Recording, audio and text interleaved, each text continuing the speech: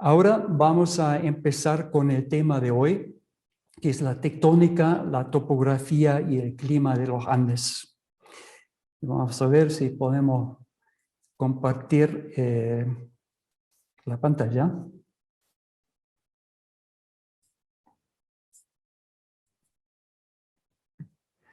Bueno, espero que ustedes puedan ver la primera diapositiva.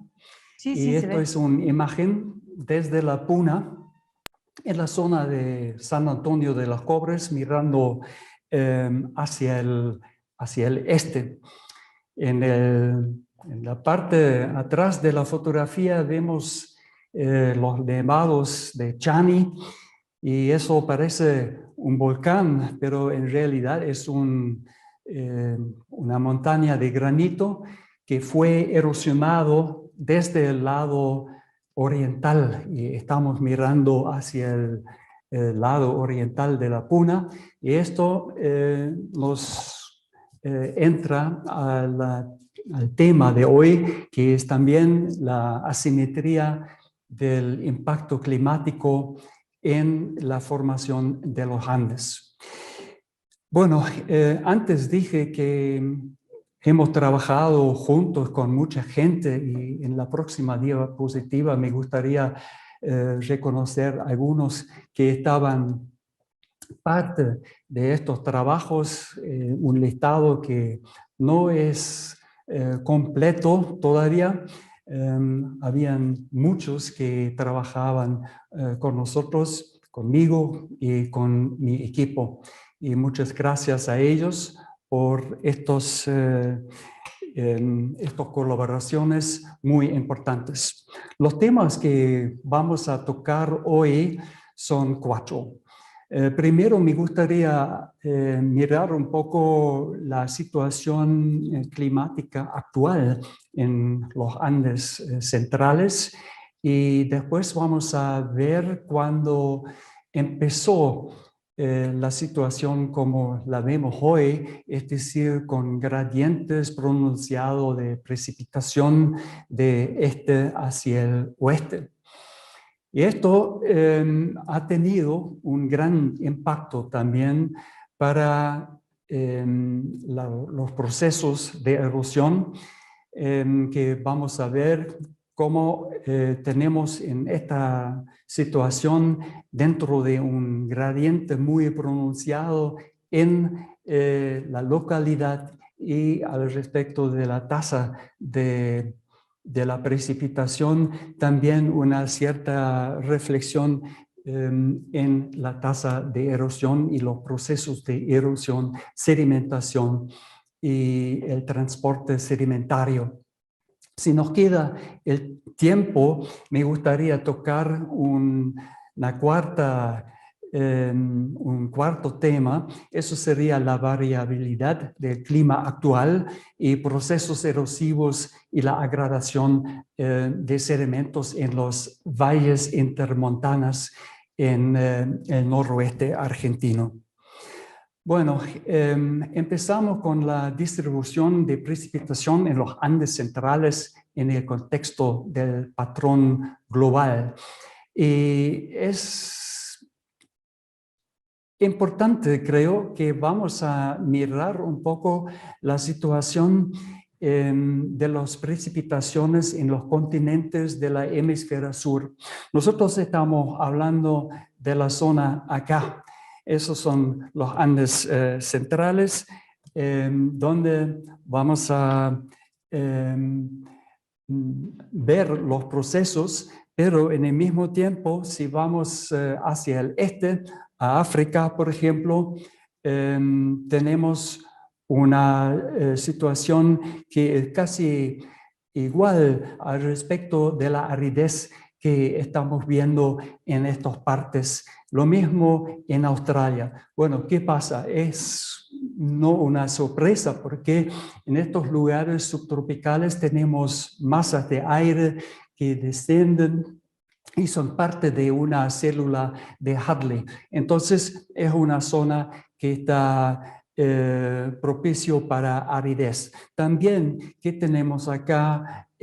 Son las aguas frías de los corrientes marinos en todos estos lugares. Entonces, no es una sorpresa que las zonas de costa son caracterizados por aridez o hiperaridez. Si vamos a ver esa distribución de precipitación un poco más en detalle, vamos a mirar primero África y Australia en unas secciones latitudinales. Y acá vemos de la latitud de 5 del sur del Ecuador hasta 40 grados y podemos ver en rojo la topografía y superpuesto la tasa de precipitación. Y vemos que en los Andes centrales, digamos, en la zona entre 20 y 25 o 27 grados de latitud al sur, y también en la zona de Australia vemos la misma cosa, que justo en este sector, en la célula de Hadley, tenemos gran aridez. Bueno, ¿qué pasa si vamos a Sudamérica y vemos la misma cosa? Porque en la zona al flanco occidental de los Andes tenemos aridez, y acá en la misma zona vemos bien cómo disminuye la tasa de las precipitaciones. Pero hay una situación completamente diferente si vamos acá al lado oriental de los Andes, en las mismas latitudes, y acá vemos que tenemos una tasa de precipitaciones alrededor de 2.000 milímetros por año. Y esto es justo en esa zona, acá una rotación de Sudamérica, pero estamos hablando de este lugar. En un lado está está caracterizado por hiperaridez, y en el lado oriental tenemos una situación totalmente diferente con mucha lluvia y masas de aire húmedas que vienen de la cuenca del Amazon. Y esto es relacionado en realidad con los procesos tectónicos, con el levantamiento de los Andes, que forman una magnífica barrera orográfica. Y entonces acá tenemos la cadena de los Andes, y sabemos que hasta la latitud de Tucumán, por ejemplo, y un poco más al sur, tenemos un transporte de aire húmeda hacia el sur durante el verano, y eso es parte del monzón sudamericano.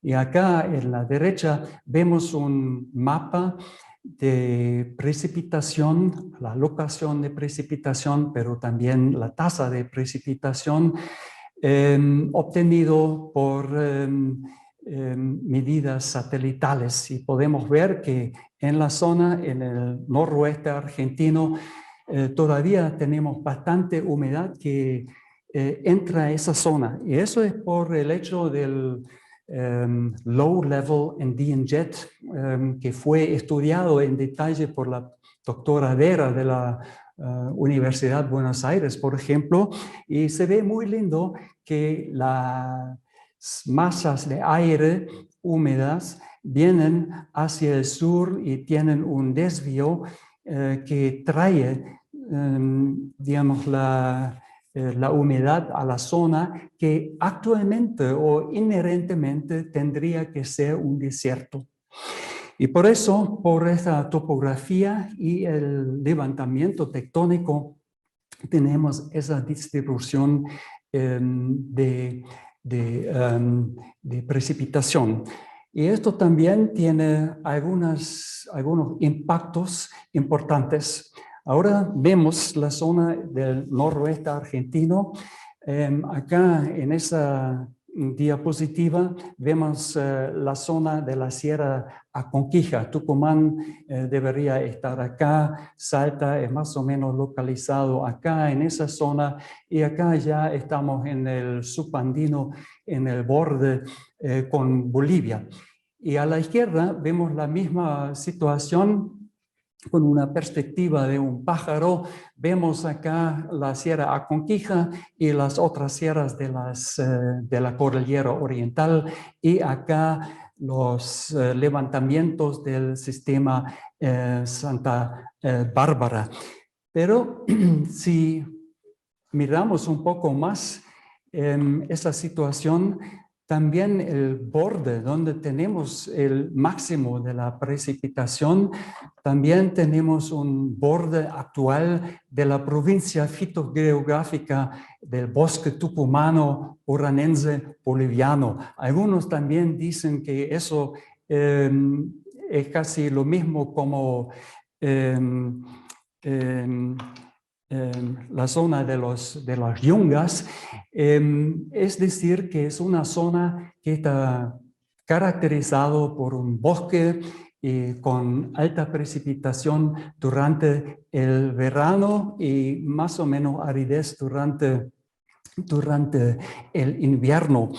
Y entonces estas sierras y su evolución es muy joven porque la Sierra Aconquija, por ejemplo, tiene posiblemente una edad de menos de 6 millones de años. Estas sierras son una formidable barrera orográfica que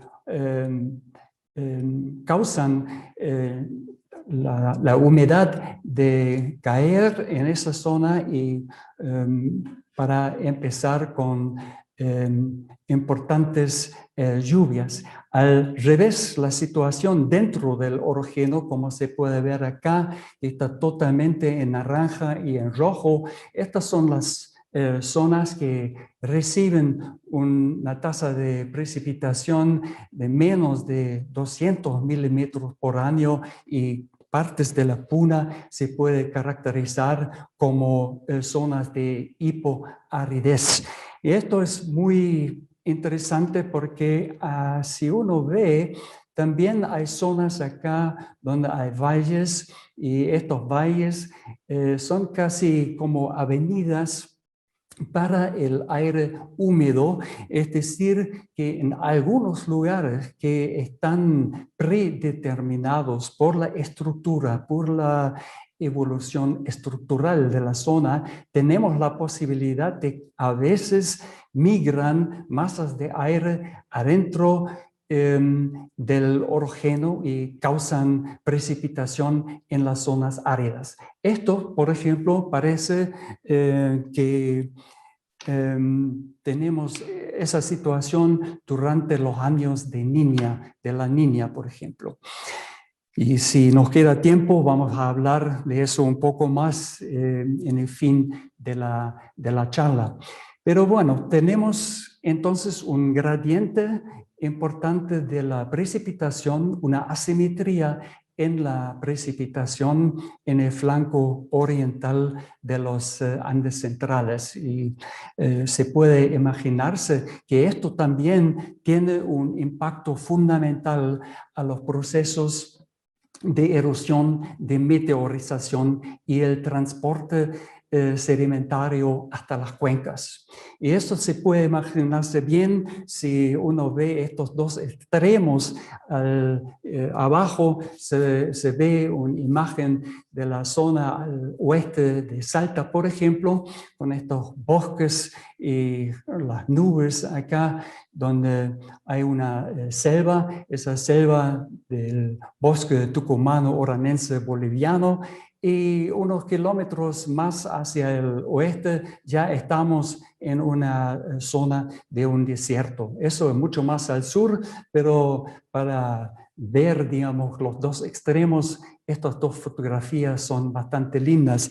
Y si uno ve estas dos fotos, se puede imaginarse que el impacto que el clima tiene que tener al respecto de los procesos fluviales y a la erosión tiene que ser muy importante. Y si vemos solamente la fotografía arriba, podemos citar Walter Penck, que estaba andando en estas sierras en la Puna Austral, y él dijo que se podría suponer que las cuencas tectónicas de la Puna se ahogaron bajo de las masas de escombros transgresoras. Eso escribió él cuando tenía 24 años, cuando estaba contratado por el gobierno argentino para hacer un mapa geológico de la Puna Austral. Es decir, la Puna Austral, o en realidad casi la mayoría de las cuencas en la Puna son así. Reciben sedimentos de la Puna y nada del sedimento sale del sistema orogénico. Están en este lugar y por eso el relieve sobre el tiempo está disminuyendo porque estamos transportando sedimentos dentro de las cuencas y se quedan ahí. Y al revés, la situación al flanco oriental, donde tenemos mucha capacidad fluvial, mucha agua, mucho desagüe y la posibilidad de transportar los sedimentos hacia el antepaís, hacia la zona de las cuencas que están ahí.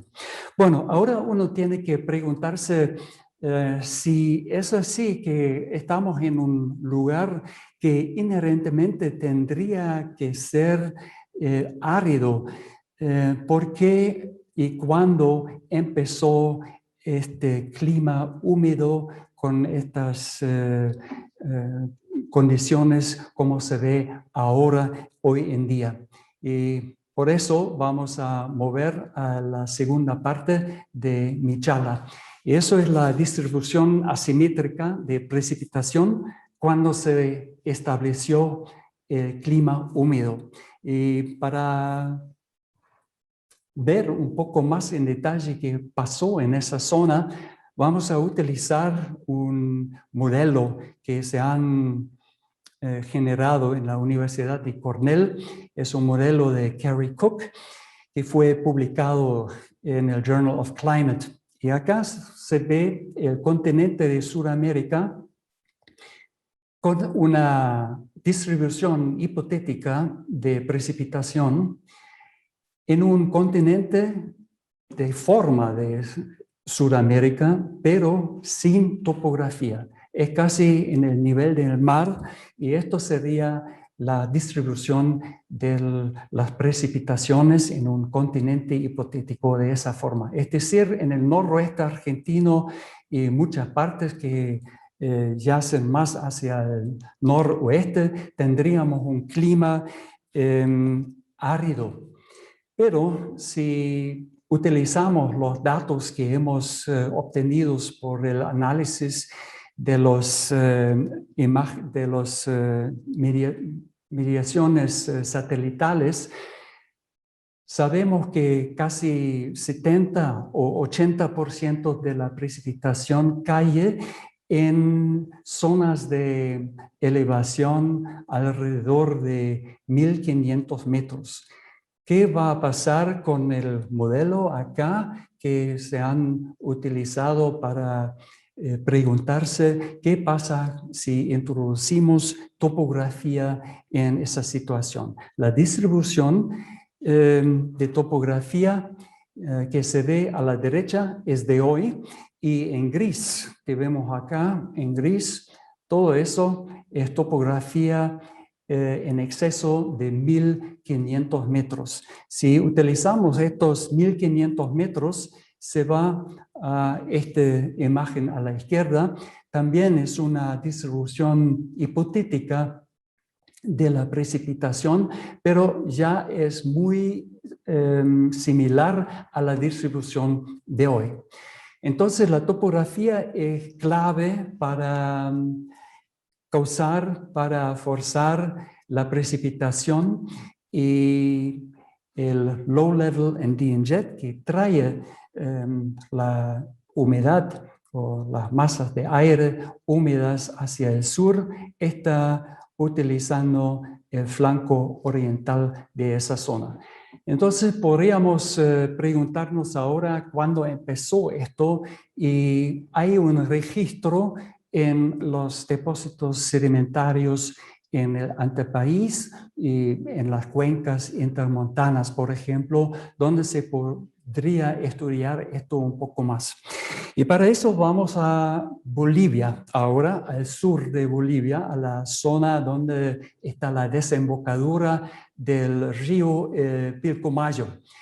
Eso es la zona más o menos ubicada acá, y vamos a estudiar algunas secciones sedimentarias con isótopos estables del carbono, y también con unas dataciones radimétricas de cenizas volcánicas que están intercaladas en las secuencias de los sedimentos. Entonces tenemos la idea de hacer una cronoestratigrafía de estos depósitos que están acá deformados en el subandino de Bolivia, y en el mismo tiempo queremos ver si hay durante la depositación de los sedimentos hay cambios paleoambientales.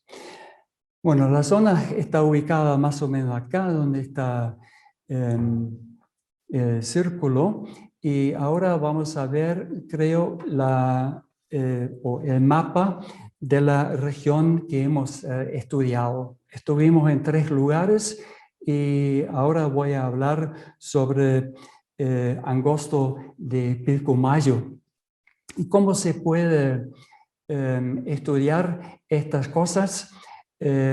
Podríamos estudiar raíces pedogenéticos, es decir, estamos estudiando el carbono estable de los carbonatos pedogénicos, y aquí estamos mirando la relación entre los isótopos estables 12, carbono 12 y carbono 13.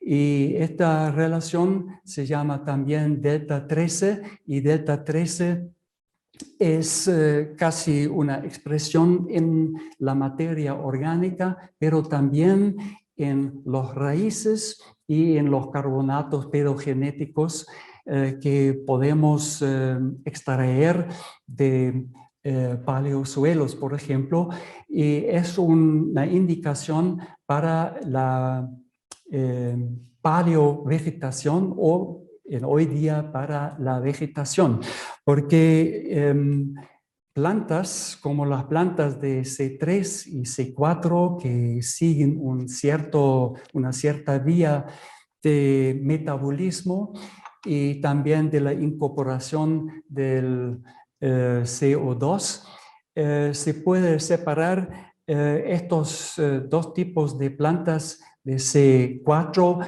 que significan plantas que están en zonas áridas, y estos tienen un delta C13 que es menos negativo que el delta C13 de las plantas C3, y en los raíces vemos que los valores son en general positivos. Entonces, hay una clase, hay un extremo, digamos, con estas plantas que reflejan aridez, y el otro grupo constituye plantas con árboles y ciertos arbustos, y en general un clima y condiciones de precipitación de alta humedad o de una humedad más pronunciada. Bueno, si podemos utilizar esta idea que plantas de C3 son o están asociados con condiciones más húmedas y las condiciones de plantas C4 serían ambientes más áridos. Tenemos una buena base para estudiar paleosuelos. Y en la próxima diapositiva vamos a ver, creo, si anda, no sé qué pasa.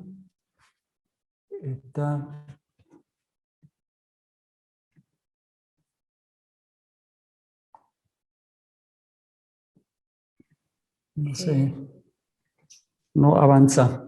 Maite. Ahora sí. Sale. Ahí está. Ahora sí. Bueno, perfecto. Entonces, ¿qué estamos viendo ahora? Es la zona donde hemos trabajado, donde hemos sacado estos nódulos pedogenéticos. Esos son los sedimentos del terciario. Y acá abajo tenemos algunas imágenes de los raíces fosilizados. Entonces, estos rizoconcreciones hemos utilizado para ver el paleoclima de esa zona, porque la cubierta vegetal es casi determinante al respecto de la composición isotópica del carbono que se encuentra en los raíces en estos suelos. Bueno, acá entonces la situación, y en la próxima diapositiva, no sé qué pasa hoy. Ahora sí, tenemos un registro de nuestra colección de muestras y se ve bastante bien que hay intercalaciones negras y con puntos. Esto quiere decir son sedimentos con muchas raíces que típicamente se puede encontrar en las zonas donde tenemos más arcilla, por ejemplo, y estos están indicados con estas flechas verdes, y en rojo tenemos los puntos donde hemos sacado las cenizas volcánicas intercaladas. Entonces tenemos una cronoestratigrafía acá de los depósitos y tenemos un registro de los cambios paleoambientales. Y eso vamos a ver ahora en una de las columnas que hemos estudiado.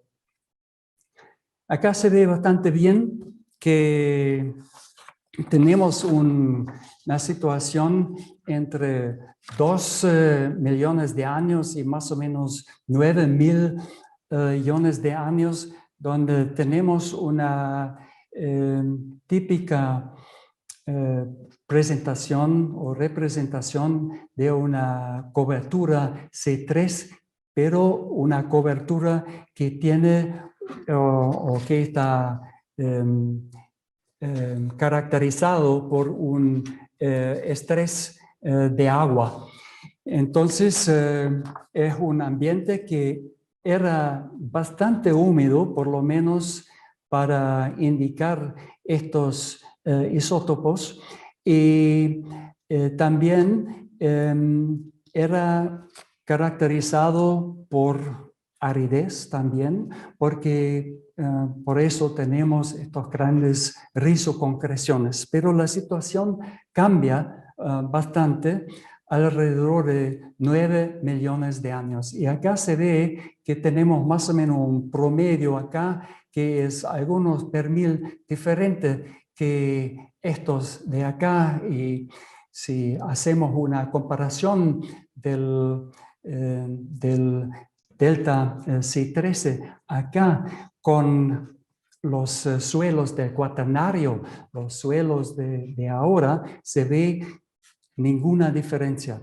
Y eso podría ser que estamos ya viendo acá el señal del clima que tenemos ahora. Es decir, es un clima que está dominado por el monzón suramericano, que trae mucha humedad en el verano durante el tiempo de crecer, y después tenemos aridez del nuevo, como hoy, y se forman estos nódulos y las rizoconcreciones. Entonces, para nosotros es un poco, bueno, nosotros pensamos que estos señales se puede interpretar como un cambio de un clima bastante estresado por la humedad a un clima que está indicado acá por un clima tipo monzón. Y eso es muy similar, por ejemplo, a las evaluaciones que se han hecho en la zona de Pakistán, por ejemplo, en el Foreland, en el antepaís de Pakistán, por ejemplo, de los Himalayas, y estas curvas parecen muy similares. Entonces, esto para nosotros es el señal del monzón y sería el comienzo de la precipitación del monzón en esa región. Bueno, vamos a apurarnos y vamos a mirar una zona acá en el Valle Calchaquí, en la zona del noroeste argentino, en la provincia de Salta. Acá se han trabajado mucho sobre la paleoecología. Hay muchos equipos argentinos que han trabajado ahí, y nosotros también hemos estudiado algunas secciones en la región alrededor de Angastaco. Angastaco, al norte de Cafayate, posiblemente muchos conocen este lugar, pero Angastaco, esta zona es muy especial, una zona especial porque tenemos sedimentos ahí que tienen muchos indicadores de los paleoambientes en el terciario. Y ahí se ve bastante bien esa secuencia, casi la situación como en Bolivia. Acá una linda secuencia de unos estratos que se llama la formación Palo Pintado. Y la formación Palo Pintado es famosa porque por el contenido de fósiles de plantas, pero también se han encontrado fósiles del caimán, y todo eso, y además polen, por ejemplo, da una impresión que el clima durante la sedimentación de esa formación era muy, muy diferente en comparación de hoy, porque hoy estamos en un clima semiárido a árido en esa zona, y durante el Mioceno superior esa zona era más húmeda. Eso vamos a ver ahora, y yo voy a contar un poco algunas observaciones de los colegas argentinos acá. Bueno, nosotros hemos trabajado en la formación Palo Pintado que está acá, y todos estos puntos son puntos donde hemos extraído ceras de plantas fósiles, pero también nódulos de carbonatos para estudiarlas con los isótopos. Y el resto acá son dataciones radiométricas de nosotros, pero de otras personas también que han trabajado acá, como Carapa, por ejemplo, y sus estudiantes. Y la otra cosa que es interesante acá es que estamos en un valle, y al lado occidental del valle hay el basamento que está montado arriba de los sedimentos, y al lado oriental del valle tenemos acá rocas cretácicas que están montadas arriba de rocas sedimentarias del terciario acá. Entonces una cuenca que está limitada por falla. Eso es muy importante porque acá esa sierra al este del Valle Calchaquí es una barrera orográfica muy importante. Bueno, ¿qué vamos a ver en esa zona si analizamos los isótopos? Y acá voy a demostrar la situación para el delta C13. Y acá se ve abajo los valores que son típicos para un ambiente húmedo.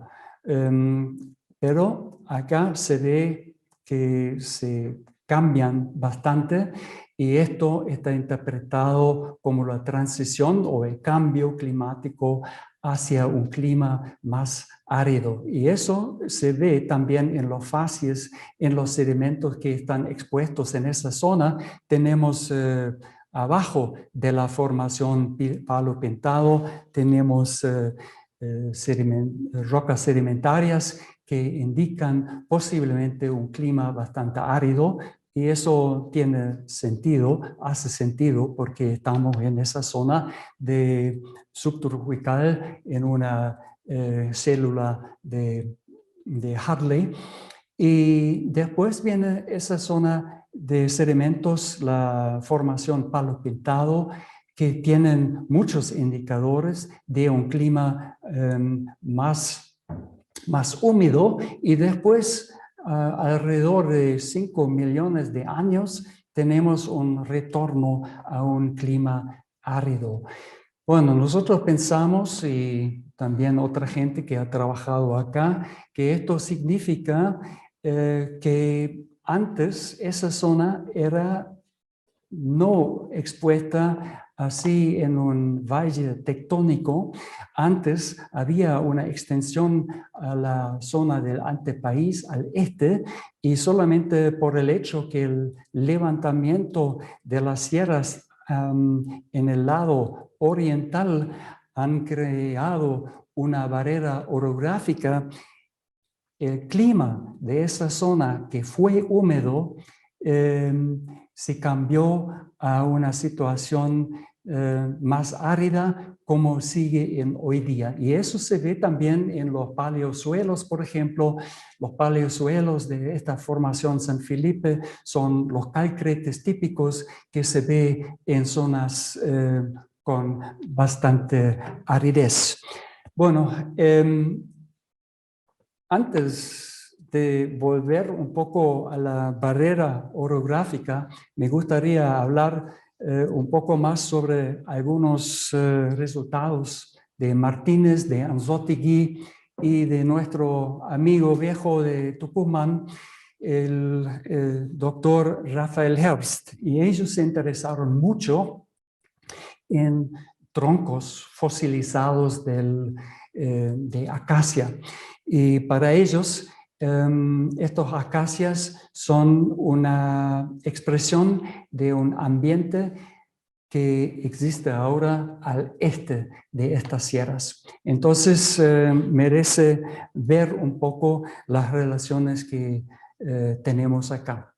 Acá tenemos el mapa de Martínez en el Review of Paleobotany, y también tenemos lugares con troncos fosilizados que se han encontrado en otros equipos. Pero acá vemos bien esta situación donde hoy día tenemos el borde del bosque tucumano, oranense, boliviano, o las yungas, como está escrito acá.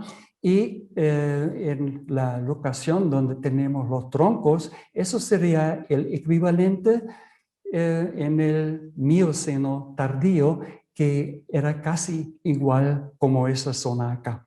Es decir, que la isodieta, que ahora significa la gran cantidad de precipitación en el lado oriental de las sierras de Aconquija, los Cumbres Calchaquíes y los otros sierras que forman parte de la cordillera oriental sur y las sierras pampeanas septentrionales. Esa zona se puede imaginarse que hemos tenido la misma situación al oeste en algún momento en el pasado. Entonces, esa barrera orográfica que está acá estaba en algún momento en el Pleistoceno, en el Mioceno tardío en esa locación. Y la isohieta, que significa esa barrera y este borde, estaba localizado en esa zona. Entonces, vemos en esa situación un cambio entre los ambientes que eran húmedos, que estaban en algún momento localizados acá en el flanco oriental de la Puna, y ahora hasta la situación que vemos hoy, que es mucho más hacia el este.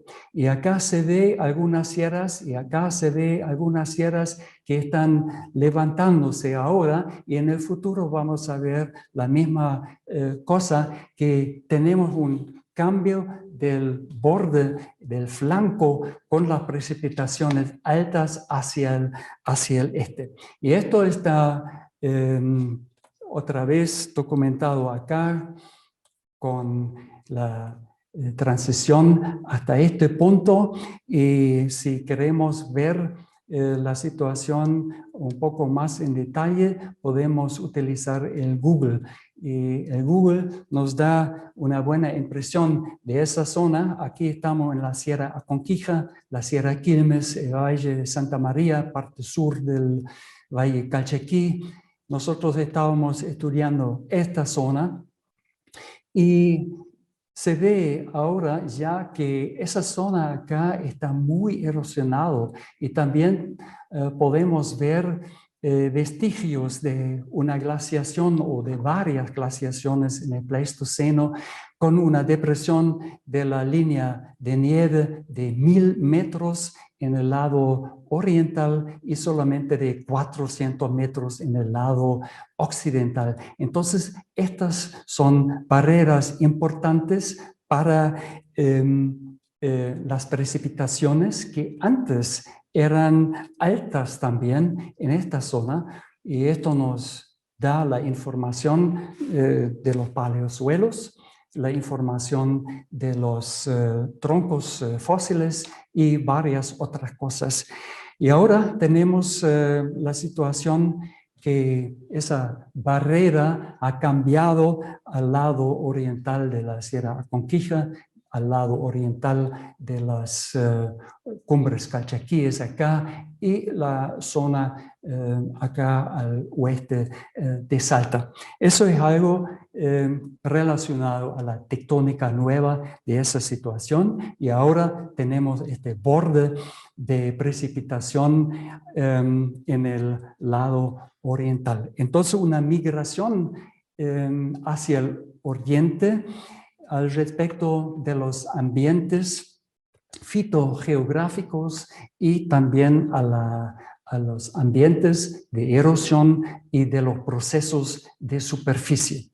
Muy interesante, y ahora vemos un esquema, cómo se puede imaginarse la evolución de esa zona acá durante el tiempo en los últimos 10 millones de años, y esto es basado en observaciones de geología del campo, pero muchas dataciones radimétricas, y acá tenemos un perfil que cruza estas sierras, y podemos ver que en el comienzo hemos tenido una conectividad fluvial con el antepaís. Esto era el tiempo cuando el flanco oriental de la Puna era más húmedo para causar, digamos, estos ambientes paleoecológicos que hemos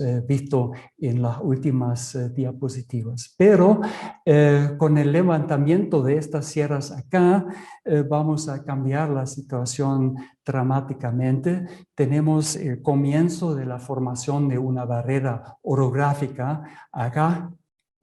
Y esto es el tiempo cuando vemos en los paleosuelos de la cuenca aquí que tenemos un retorno a un ambiente semiárido, árido, y todo eso está continuando hasta el día de hoy. Eso también se puede ver, ha causado una gran reorientación de la red fluvial. Antes hemos tenido una conexión directa hacia el Foreland y esto ha cambiado bastante por un drenaje, un sistema de drenaje que es más o menos paralelo a las sierras y sigue dentro de la cuenca intermontana.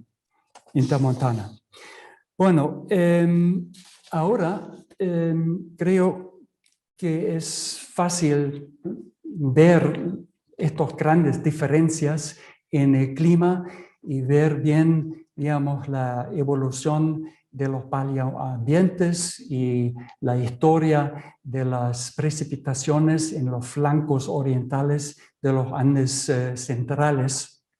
Y acá a la izquierda tenemos dos extremos. Acá estamos en Bolivia, en el sur de Bolivia se ve la gran cantidad de sedimento que se puede transportar en estas condiciones de lluvias que vienen en el verano, y al contrario, tenemos acá la situación árida en la Puna, acá en la zona al oeste del Salar de Pocitos. Bueno, uno puede imaginarse que estos son ambientes con una dinámica muy grande al respecto del transporte de sedimentos y al respecto de la erosión. Y estos ambientes son más o menos inactivos. Pero ¿cómo podemos cuantificar un poco más el carácter de los procesos que impactan estos paisajes? Y para eso vamos a mirar un poco el uso de los nucleídos cosmogénicos terrestres, especialmente el isótopo beryllium-10 para evaluar las tasas de erosión en cuencas fluviales. Bueno, estos nucleídos cosmogénicos terrestres están relacionados a rayos cósmicos, y ahora vemos estos rayos cósmicos y se producen estos cosmogénicos o nucleídos cosmogénicos por estos rayos cósmicos en la superficie de la Tierra, en los, digamos, 2-3 metros de la superficie, y en la interacción entre los rayos cósmicos y ciertos minerales, como cuarzo, por ejemplo, se produce beryllium-10. Entonces, si supongamos que tenemos sedimentos que están exhumados o rocas que están exhumados acá, se puede acumular una tasa grande de beryllium-10 si el proceso de la exhumación o de la erosión de las rocas es muy, muy lento. Por el contrario, si tenemos una exhumación rápida de esto, entonces vamos a tener menos posibilidad para estas rocas de acumular los nucleídos cosmogénicos terrestres.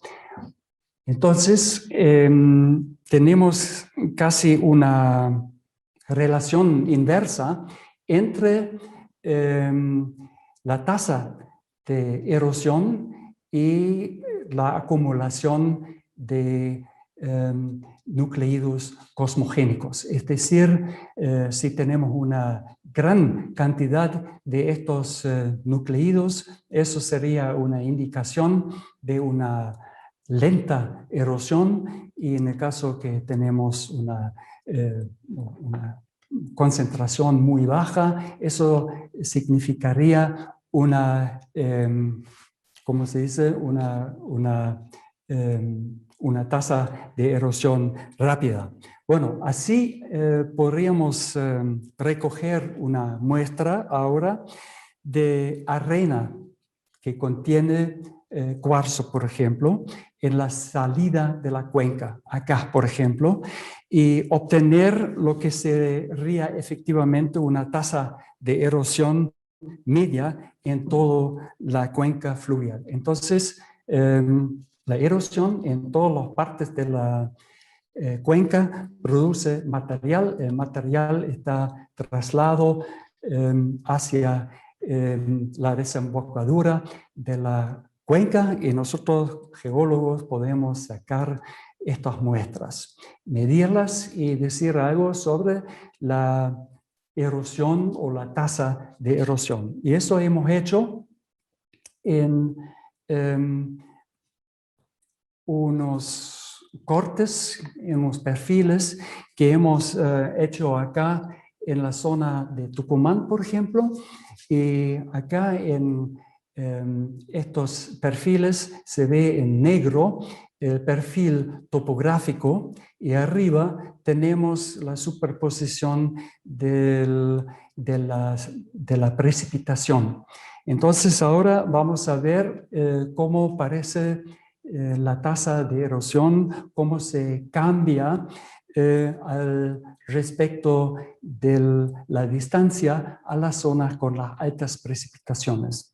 Acá se ve bastante bien que en el lado donde tenemos la barrera orográfica, acá tenemos las tasas más altas, entre 0.7 milímetros y en algunos lugares 1 milímetro por año, y si vamos más hacia el oeste, tenemos una magnitud más bajo de la tasa de erosión. Acá, por ejemplo, en la Puna, donde tenemos una tasa de 0.02 milímetros por año. Esto hemos hecho en muchas cuencas en la Puna y la zona adyacentes, y esto vemos acá en el mapa a la izquierda. Se ve bastante lindo que en estos lugares donde tenemos esa barrera orográfica, donde tenemos mucha agua, donde tenemos desagüe y potencia de transporte alta, en estas zonas también la tasa de erosión es alta. Si vamos al extremo occidental, a la zona en el oeste, acá en la Puna, la tasa de erosión disminuye dramáticamente. Y eso está también aparentemente una buena correlación entre la zona de las altas precipitaciones y en un lado, y en el otro lado las zonas con poca precipitación, como en el centro de la Puna. Bueno, ¿qué pasa a largo tiempo con estas zonas donde tenemos un clima que es casi dentro o es entre una situación árida y una situación húmeda? Bueno, eso es muy interesante porque en estos lugares, como los valles intermontañosos acá, la quebrada del Toro, por ejemplo, o el valle Calchaquí, la zona de Campo Arenal y Humahuaca y otras zonas en el norte, se puede ver qué pasa en una situación cuando tenemos tasas de erosión que no son muy altas, pero lugares que son cerca, que están ubicados cerca a los grandes gradientes de precipitación. Eso vamos a ver en los próximos diapositivas. Acá una combinación, la situación en el subandino de Bolivia, donde tenemos un sistema muy eficiente de la erosión y del transporte sedimentario hacia el antepaís. Mucha lluvia, mucho desagüe, mucha erosión, mucho transporte de sedimentos. Acá en la zona del noroeste argentino, donde estamos trabajando en la cordillera oriental y las sierras pampeanas septentrionales y en el sistema Santa Bárbara, tenemos una red de drenaje que es totalmente diferente, que está influenciado por la tectónica, en el sentido que tenemos unos levantamientos de bloques tectónicos que son muy diácronos al respecto de la evolución. Entonces tenemos un levantamiento acá, otro levantamiento acá y una disturbancia de la red de drenaje. Y esto en una situación donde la erosión en general no es muy alta, o por lo menos que las lluvias no pueden mantener, digamos, el levantamiento de los sierras y hacer una erosión, y entonces estos drenajes están desviados. Y en estos lugares estamos acumulando sedimentos. Y estos números acá son para lugares donde se han acumulado muchos sedimentos en el pasado, a veces 2 veces, y después los ríos que drenan hacia el antepaís, a veces por actividad retrocedente, pueden captar estas cuencas y evacuar el sedimento hacia el antepaís. Y acá se ve muy bien que hay algunas fases con la agradación, a veces de 1000 metros de conglomerados en solamente algunos cientos miles de años, y después la reconexión con el antepaís y la conexión fluvial con el antepaís. Y a veces también estas bolas rojas acá indican la situación donde tenemos una segunda fase de sedimentación. Esto es muy impresionante, por ejemplo, en el sur del Valle de Santa María, porque acá arriba estamos en una posición de conglomerados que cubren o antes cubrieron casi toda la topografía de la zona, y ahora hay una diferencia entre el río Santa María, el nuevo nivel de base, y esa terraza acá de 1000 metros.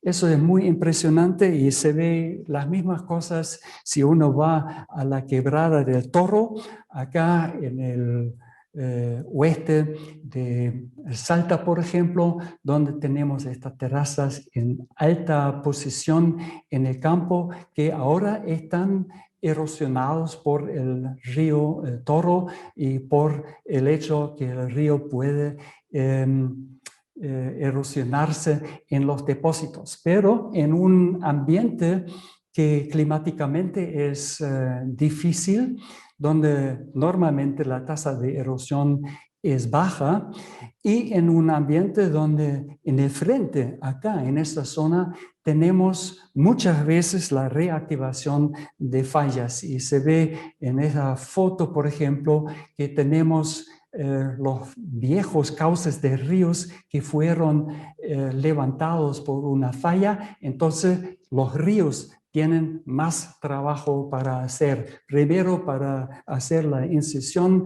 en las zonas que están levantándose, y también es difícil evacuar el material de estos lugares por el hecho que no tenemos esa capacidad de los ríos por el clima. Y eso es porque acá en el lado oriental tenemos mucho más barreras orográficas que ponen esa situación dentro de un clima más árido, y en esa zona arriba en la Puna en un clima árido hasta hiperárido.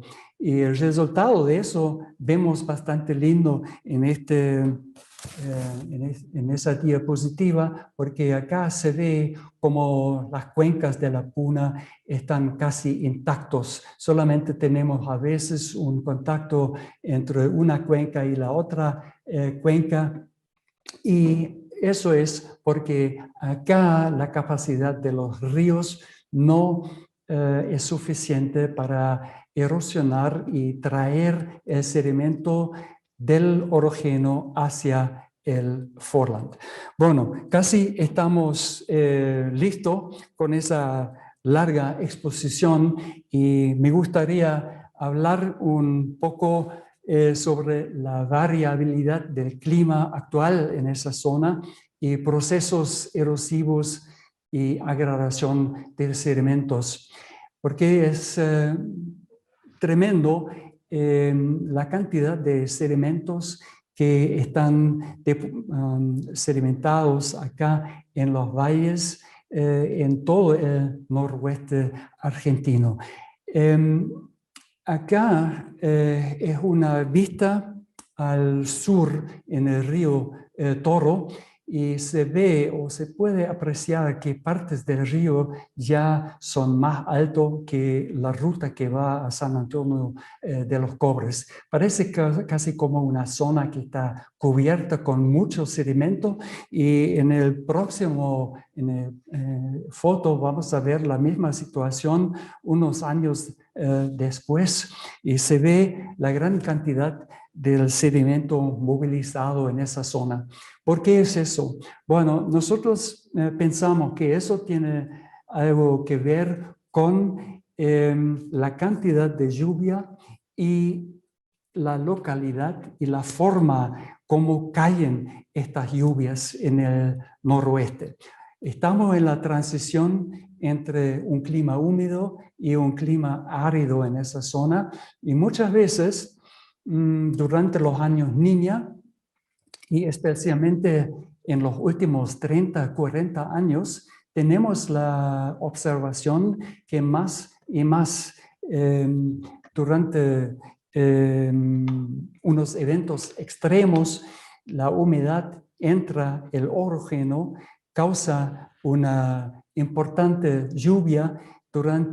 Se saca mucho sedimento, pero este sedimento es tan voluminoso que es muy difícil para los ríos para evacuar el sedimento. Y entonces tenemos este fenómeno de agradación en esa región, y me gustaría mostrar algo de los valles que hemos estudiado acá al respecto de la ubicación de las precipitaciones. Acá se ve en el mapa a la izquierda el promedio de 8 años de precipitación versus después vamos a ver el año de la Niña en el año 2000.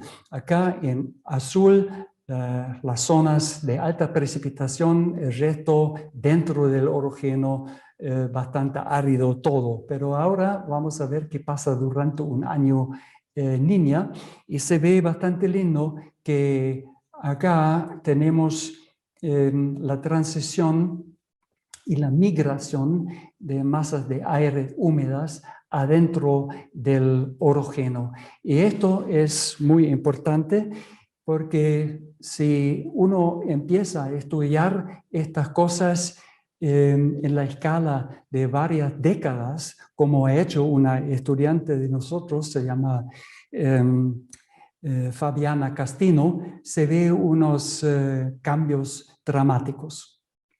Acá tenemos la precipitación de algunas estaciones en el norte entre 1979 y 2014 y se ve, vamos a ver, que hay un aumento dispar en las precipitaciones que tiene mayor escorrencia y transporte de sedimentos desde los sectores de alta altitud y al contrario, las zonas que están en el antepaís y en los flancos orientales reciben al respecto de la situación anterior menos precipitación. Y esto se ve ahora en esa animación. Esos son los sectores donde recibimos menos precipitación y acá son sectores que reciben más precipitación que normal. Y entonces hay que preguntarse qué pasa en estas zonas altas, porque estamos hablando de montañas que tienen 3, 4 o casi 5.000 metros de altitud. Y si tenemos extremos o eventos extremos de lluvia, estos son importantes impactos en la alta montaña, donde tenemos rocas fracturadas, rocas que están parte de gran deslizamientos, por ejemplo, y todo este material va a bajar y va últimamente a los cauces de los ríos que están caracterizados por esa tremenda agradación. Bueno, eso es la última diapositiva. Y entonces hemos visto, espero por lo menos, que las barreras orográficas en el este de los Andes, los flancos orientales, ayudan bastante a crear condiciones climáticas húmedas y tienen un impacto a la transferencia de humedad hacia el sur por parte del Andean Low Level Jet. Pero también podemos ver que la interacción tectónica y climática ha creado un antepaís fragmentado en esa zona con condiciones de drenaje cortadas y rellenos de cuencas sedimentarias transitorias. Y algunas de estas cuencas sedimentarias nunca van a mantener su estado de relleno como las cuencas en la Puna. Y eso es porque estas cuencas transitorias están bastante cerca a los gradientes de la precipitación y de la erosión efectiva. También, bueno, hemos visto, espero que las montañas son casi como centinelas del cambio climático, en este caso creo del cambio global, y las cuencas intermontañosas de gran altitud de esa zona son muy susceptibles a los efectos de estos cambios. Y con eso me gustaría terminar y decir muchas gracias otra vez al comité para introducirme a la Academia de Ciencias de Argentina y eso es un gran honor y un privilegio. Muchas gracias. Bueno, buenas tardes. Es un placer haber escuchado toda la disertación del doctor Manfred Strecker, un honor tenerlo en la academia y todo su vasto trabajo tan amplio, ¿no? en toda esta parte de Argentina, a veces tan inaccesible para todos los estudios.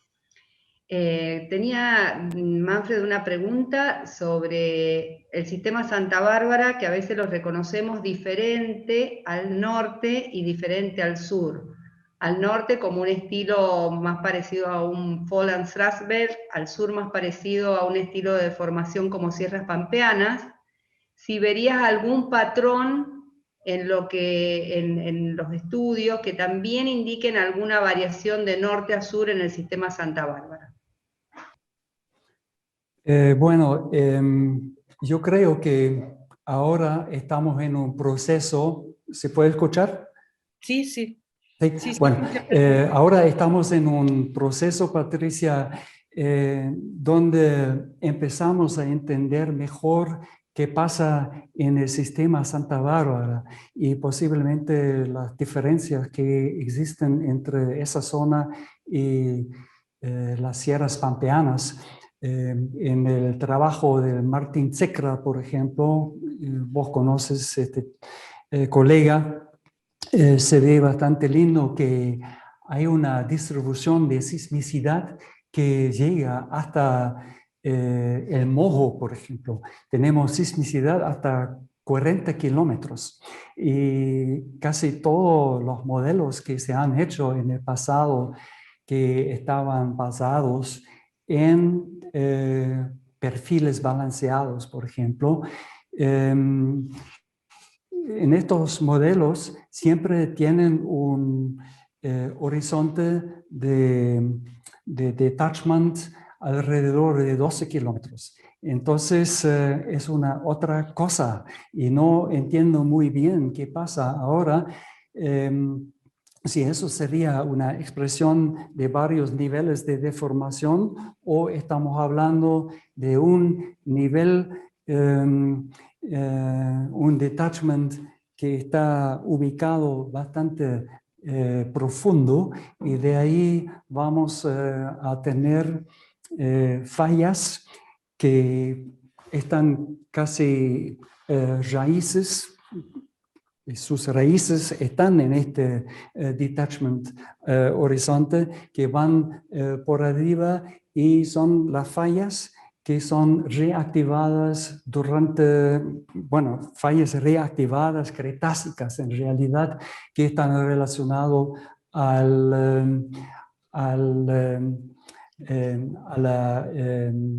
la extensión de esa zona. Entonces, yo no sé si se puede hablar en realidad de una gran diferencia entre el norte de Santa Bárbara y el sur de Santa Bárbara. Si realmente es diferente, no lo creo. En la superficie sí, porque en la zona de la Sierra Candelaria, por ejemplo, se ve basamento expuesto. Si vamos más hasta el norte, en la zona de Jujuy, estas sierras no tienen ese núcleo visible. Entonces la exhumación todavía no ha llegado a este proceso de exponer estas rocas del basamento. Podría ser que es algo que es una expresión del grado del acortamiento y del levantamiento y de la erosión. No sé si puedo explicarme bien, pero en realidad no sabemos, creo. ¿Cuál es tu opinión al respecto, digamos, que estamos viendo en comparación a las sierras pampeanas? Porque las sierras pampeanas, estructuralmente hablando, son casi iguales como las sierras, los levantamientos que tenemos acá en Santa Bárbara, ¿no es cierto? Son todos fallas inversas. Y también uno tiene un detachment horizonte que está bastante profundo, creo. Pero es cierto, lo que pasa es que aquí tal vez hay dos cosas. Primero, se conoce mejor el espesor de corteza, que me parece que en el norte no, con el detalle de medir si hay fallas o sismicidad que se va profundo, en qué niveles de corteza, tal vez lo sabemos mejor a la altura aquí de la subducción horizontal en ciertos sectores, pero cuando vamos al norte siempre es una pregunta. Y lo segundo, que aquí la sismicidad se va a distribuir en pampeanas, en precordillera, en los Fodan Belt actualmente, y en cambio cuando vamos al norte, toda la sismicidad superficial está muy al este, o sea, está como recargado en toda esta parte del sistema Santa Bárbara, o sea, tiene más actividad, si hay alguna actividad se le ve más hacia el este, no solo lo que mencionabas con respecto a erosión, a lluvias, sino también toda la sismicidad está como recargada hacia el este y no hacia el oeste, que prácticamente no se le ve sismicidad, muy poca, ¿no? En comparación, cuando uno va a la parte alta al oeste, ¿no? Ese podría ser un aporte, pero la verdad que también se sabe poco, ¿no? Con respecto a cómo deforman y esos estilos, y si hay algún control de la parte de precipitaciones, de erosión, que pueda estar marcando también algún condicionante. Sí, pero puede ser que la distribución de la sismicidad ahora en la zona de Santa Bárbara, que está, por supuesto, enfocado en la zona oriental, ¿no es cierto? Está muy pronunciado en el este, pero no se ve mucho en la parte occidental. Eso podría ser también algo que podríamos no ver esto en unos 10, 100 años, qué sé yo, y se podría pensar que la sismicidad cambia de su lugar, porque si vamos a ver la manifestación neotectónica en todas estas provincias, desde el Valle Calchaquí, por ejemplo, hasta la Sierra de Candelaria y zonas hacia el este. En estas zonas tenemos fallas cuaternarias en todos los lados. Es decir, que en una escala de 2 millones de años, toda esa zona es activa. Pero hablando de la sismicidad y de escalas de tiempo de días, de décadas, digamos, tenemos una concentración. Pero a veces es muy, bueno, hay nidos aislados con esa sismicidad y mañana se va a cambiar. Eso creo es la misma cosa que se puede ver en la zona de Tien Shan, por ejemplo, en Asia Central, donde tenemos una geología que es muy similar a las sierras pampeanas y especialmente a Santa Bárbara, donde casi todos los frentes de las montañas tienen una actividad cuaternaria, pero solamente en algunos lugares tenemos un enfoque de la sismicidad. Entonces, esto para mí significa que tenemos una migración, procesos de migración de la deformación. Y no es casi como en el subandino, donde tenemos una situación más organizada, digamos, donde no hay muchos terremotos, pero hay fallas importantes, hay escarpas de fallas muy importantes, que significa que a veces tenemos terremotos muy importantes, pero especialmente en el frente de la zona de deformación. Y en cambio acá, Salta, Jujuy, toda esa zona, tenemos la sismicidad y las estructuras activas, sí, son más pronunciadas en varios lugares y no hay una concentración. Simplemente te quiero hacer una breve consulta. Yo he visto en el borde de la Puna rocas graníticas que prácticamente fueron erosionadas casi en su totalidad y generaron en su entorno como si fuera una playa de arena en un ambiente totalmente árido. Esto indica que la erosión por la actividad del viento también es importante en esa zona. Y como vos mencionabas, generalmente esas cuencas no tienen descarga, entonces esa arena se acumula y sobre todo esa arena o ese producto de la erosión generalmente también es transportado por el viento y es lo que uno ve a lo lejos como si fuera nieve y en realidad cuando uno se acerca es la arena que está adosada a la ladera del cerro y quizás podría pensar que es el origen del LES también. y eso es una gran tasa de erosión, evidentemente. En el caso de la Puna, tal vez ese flanco de erosión que uno ve en el frente del antepaís, debido a la precipitación, ese grado, esa tasa de erosión uno no la ve en la Puna y ve ese relleno como ese mar de arena cubierto, quizás porque la sedimentación no tiene descarga, no tiene escape, ¿no es cierto? ¿Se puede apreciar o estimar una comparación entre la erosión del viento y la erosión hídrica?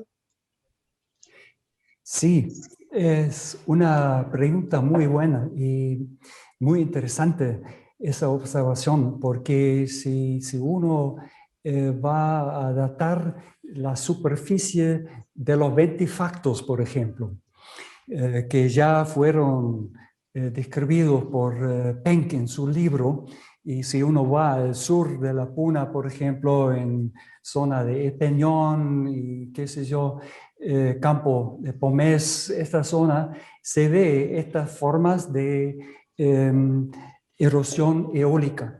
Y la erosión eólica es tremenda, creo. Y tenemos 3 o 4 dataciones que nos da una tasa de erosión eólica que es de otra magnitud que la erosión fluvial de que estaba hablando yo. Yo mantengo que en general la erosión fluvial de esa zona es muy, muy baja, pero como vos dices, la erosión eólica podría sacar mucho del sedimento y no redistribuir el sedimento dentro de la Puna, pero traer el sedimento hacia el este. Y hay algunas fotografías del, ¿cómo se llama? Del Space Shuttle en los años 85 creo era, donde se ve muy lindo.